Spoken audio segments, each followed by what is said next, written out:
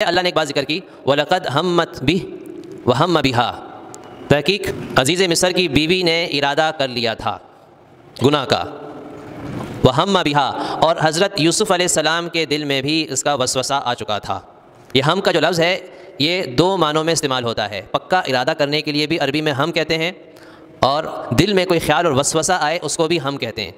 عزیز مصر کی بیوی نے تو پکا گناہ کا ارادہ کیا تھا، تو اس معنی میں تو یہ گناہ تھا کہ گناہ کو کوئی ارادہ کر لے، عزم کر لے، اور اس کے لیے وہ کر گزرنے کے لیے اسباب اختیار کر لے، اگرچہ وہ نہ کر پائے تو گناہ تو مل گیا اس کو، لیکن اگر وسوسہ آیا گناہ کا تو اس میں گناہ نہیں ہوتا۔ آپ صلی اللہ علیہ وسلم کا ارشاد ہے کہ اللہ تعالیٰ نے میری امت پر سے گناہ کے وسوسے کو معاف کر دیا ہے۔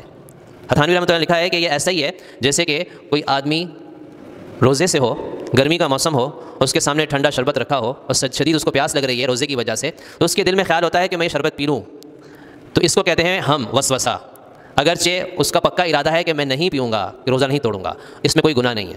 تو حضرت یوسف علیہ السلام کے دل میں جو خیال آیا تھا وہ اسی قسم کا خیال تھا، اور اس پر کوئی گناہ نہیں ہے۔ اس لیے میں کہہ رہا ہوں کہ علماء کا اتفاق ہے کہ نبی گناہ سے معصوم ہوتا ہے، نبی سے گناہ سرزد نہیں ہوتا ہے۔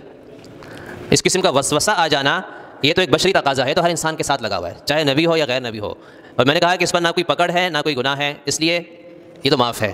تو نبی کو جو اللہ تعالیٰ معصوم رکھتے ہیں، یعنی گناہ سے بچا کے رکھتے ہیں، شریعت کا تقاضا تو ہے، عقل کا بھی تقاضا ہے یہ۔ اس کی وجہ یہ ہے کہ اگر نبی سے گناہ سرزد ہوتا ہو، یعنی عام انسان کی طرح، تو پھر نبی کی بات پر سے اعتبار اٹھ جائے گا۔ مثال کے طور پہ گناہ میں جھوٹ بھی آتا ہے، اگر خدا نہ خواستہ کوئی نبی جھوٹ بولتا ہو تو اس پر اس کی بات پر پھر اعتماد نہیں رہے گا، اور پھر جب وہ اللہ تعالیٰ کی طرف سے کوئی بات پہنچائے گا تو لوگ اس کی بات پہ اعتماد ہی نہیں کریں گے، لوگ کہیں گے بھائی اس کی بات کا کیا اعتبار ہے کہ واقعی اللہ تعالیٰ کی بات ہے یا اپنی بنائی ہوئی بات ہے۔ تو اس لیے نبی کبھی جھوٹ نہیں بولتا ہے، بول ہی نہیں سکتا ہے وہ۔ اس لیے آپ صلی اللہ علیہ وسلم کا جو سب سے مشہور لقب تھا نبوت ملنے سے پہلے بھی مکہ میں، وہ صادق، یعنی سچا۔ اور آپ نے جب سب سے پہلا جو دعوت دی ہے اس وقت آپ نے جو لوگ اتنے سارے جمع تھے ان سے فرمایا تھا کہ تم نے کبھی مجھے جھوٹ بولتے ہوئے دیکھا؟ سب نے بیک آواز کا نہیں، ہم نے کبھی آپ پر جھوٹ کا نہیں تجربہ نہیں کیا، کبھی نہیں خیال کیا کہ آپ نے کوئی جھوٹ بولا۔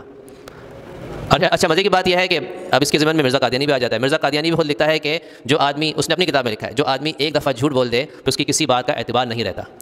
اور مزے کی بات یہ ہے کہ مرزا قادیانی کی اپنی کتابوں کے اندر اتنے الٹ سلٹ باتیں ہیں، تضاد ہیں کہ کئی ایک جھوٹ مل جاتے ہیں۔ عام قادیانیوں کو چونکہ اتنی گہرائی میں جاتے نہیں ہیں اس کی کتابوں میں، لیکن جو ہمارے علماء نے اس کی کتابوں کو پڑھا ہے، دیکھا ہے، تو اس کے کئی ایک جھوٹ نکالے ہیں۔ مثال کے طور پہ کہتا ہے کہ قادیان کا لفظ قرآن پاک میں آیا ہے، آپ بتائیں قرآن میں کہیں قادیان کا لفظ آیا ہے؟ کہتا ہے 3 مقدس مقام کا ذکر قرآن میں آتا ہے، مکہ، مدینہ، قادیان۔ مکہ اور مدینہ کا تو آتا ہے، قادیان کا کہیں لفظ قرآن میں نہیں ہے، تو جھوٹ ہو گیا نا۔ اور اس قسم کے بہت سے جھوٹے، پہلے وہ تفصیلی موضوع ہے۔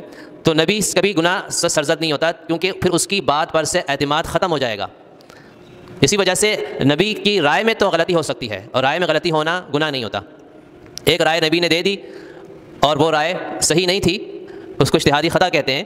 مثال کے طور پہ آدم علیہ السلام نے مثال کے طور پہ وہ جنت میں پھل کھایا تھا تو گناہ نہیں تھا۔ قرآن پاک میں اللہ تعالیٰ خود فرماتے ہیں کہ نسی، بھول گئے تھے۔ اللہ تعالیٰ نے فرمایا تھا کہ گندم، مثال کے طور پہ قرآن میں اس کا ذکر نہیں ہے کہ کیا چیز تھی وہ، لیکن اکثر تفسیروں میں لکھا ہے گندم تھی وہ، کہ گندم نہیں کھانا۔ تو آدم علیہ السلام سمجھے کہ بھائی یہ مخصوص جو گندم کا پودا ہے نا، اس کی گندم نہیں کھانی ہے، باقی کھا سکتے ہیں، تو انہوں نے ویسے کھا لی۔ اللہ تعالیٰ کا مقصد یہ تھا کہ بھائی گندم کوئی بھی ہو نہیں کھانی، چاہے اس پودے کی ہو کسی اور پودے کی ہو۔ تو ان سے یہ خطا ہو گئی، غلطی ہو گئی، یعنی سمجھنے میں، رائے میں غلطی ہو گئی، تو یہ گناہ نہیں ہے، لیکن اللہ تعالیٰ کی طرف سے بطور سزا ان کو دنیا بھیج دیا گیا۔ تو حضرت یوسف علیہ السلام کے بارے میں جو قرآن پاک نے کہا کہ ہم ابیہا، حضرت یوسف علیہ السلام نے بھی ارادے سے مراد یہاں وسوسہ ہے، جو دل میں خیال آ جاتا ہے بسا اوقات، جس پر گناہ نہیں ہوتا ہے۔ لولا ان رأى برہان ربی، آگے اللہ تعالیٰ فرماتے ہیں کہ اگر حضرت یوسف علیہ السلام اپنے رب کی طرف سے برہان کہتے ہیں کوئی دلیل، اس برہان کے ذریعے سے ان کے دل سے وہ وسوسہ بھی ختم کروا دیا جو زلیخا نے ان کو دعوت دی تھی۔ کذالک لنصرف عنہ السوء والفحشاء، اسی طرح ہم نے کیا کیا ان سے سوء اور فحشاء، سوء کا معنی ہے چھوٹی برائی، صغیرہ گناہ، فحشاء بے حیائی یا کبیرہ گناہ، یہ دونوں چیزیں ہم نے حضرت یوسف علیہ السلام سے دور کر دیں۔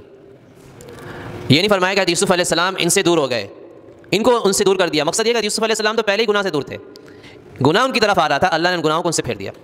انہ من عبادنا المخلصین، یہ ہمارے برگزیدہ بندوں میں سے تھے۔